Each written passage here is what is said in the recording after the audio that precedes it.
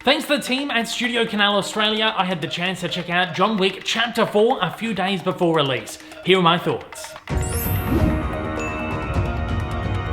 John Wick uncovers a path to defeating the High Table, but before he can earn his freedom, Wick must face off against a new enemy with powerful alliances across the globe, and forces that turn old friends into foes. It's been a long 4-year wait for this latest installment in the John Wick saga, but it is finally here, and I'm just going to say it right from the top.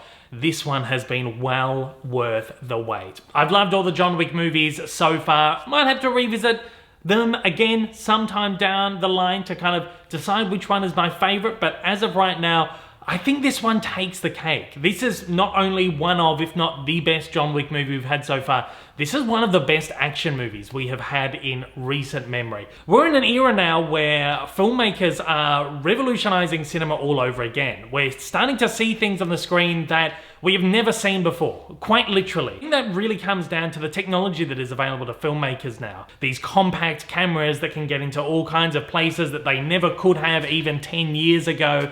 The kinds of, cinematography we're able to do with these new gorgeous 4K, 8K lenses and all this kind of stuff. We are quite literally seeing things on the screen that we have never seen before. John Wick Chapter 4 is absolutely no exception right here. This is a movie that doesn't aim to reinvent the wheel, but it is a movie that I can say right now is going to have a long-lasting impact on the landscape of action cinema. Because this movie does some crazy stuff that we have quite literally never seen done before, and we're gonna see a lot more of going forward. This is a balls-to-the-wall nail-biter of a film, as all the John Wick movies have been before, but this one seems to be kind of hopped up on some kind of extra adrenaline. Within the first 15 to 20 minutes, we are thrown into an action sequence, and the movie is non-relenting from then. It is action non-stop from this point onward, and even at 3 hours long, this is an incredibly brisk, fast-paced movie that whizzes by like an assassin, or maybe 20, through a windshield. This movie is an overload of everything we've come to expect from the Wick movies. We've got amazing action choreography here, these insane action set pieces, an astounding score which is pulsating throughout the whole movie and just alleviates everything, alleviates the action, the fight scenes to a whole new level. And again, it's as unrelenting as the action itself. The fight choreography, which really is a hallmark of these Wick movies, has been just so well refined over this series. To this point, it is the absolute best of the lot. We have this real great juxtaposition of the kind of slick fighting style between the assassins and the villains, and then John Wick's kind of scrappiness that comes into play too. And when you throw them both together, it is just this incredible meld of these different kinds of fighting styles, and it's just such an absolute thrill to watch, even from a technical level. We've got amazing action set pieces here as well, and again, I know it sounds like hyperbole, but we have not one, but two of the greatest action set pieces, two of the greatest action scenes I have seen in any action movie ever. And I know that these are going to be talked about into the distant future, and we're going to see again a lot of filmmakers trying to replicate what we have seen in these two scenes in particular. Well, one scene in particular is this long one shot that goes on for a number of minutes, and with all good one shots, you don't even realize until a couple of minutes in that, well, the camera's been moving for a long time. There have been no edits here.